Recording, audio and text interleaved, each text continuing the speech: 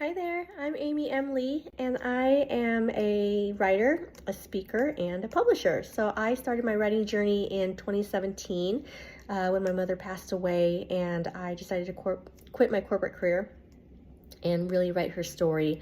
So 2 years later, I indie published the book Snow in Vietnam, which is a fictionalized biography of my mom's story of how she escaped Vietnam after the fall of Saigon, how she ended up in a refugee camp, and then ultimately resettled in the States. So my publishing company, Quill Publishing, was formed in December of 2019, and the goal is to amplify diverse voices by helping emerging authors indie publish their work. So it's through a consultative approach, and they own their rights and royalties. I just help them get to the finish line.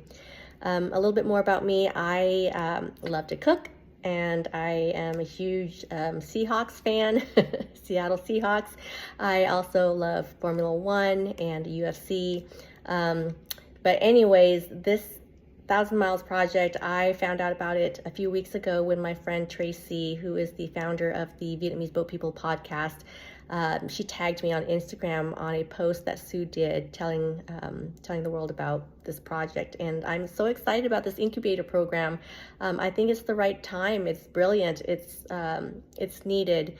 We are in the midst of a refugee crisis. We have, since the start of the pandemic, we've had a rise in anti-Asian hate crimes. And for so long, our history has been told through the Westerners' lens. And it's time for her story, it's time for our own voices, it's time for API narratives to come to light and come to the mainstream. And when my mother passed away, I didn't know anything about my heritage and my roots and my culture. I felt so lost, and with the elderly population dying and taking their story with them, it is so critical to get those stories out and to rewrite our stories and our history that has been so long, like I said, told from a Westerner or a different narrative and a different lens.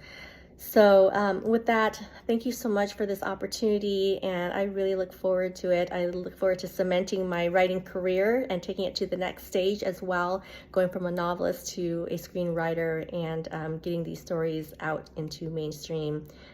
So thank you so much for the opportunity.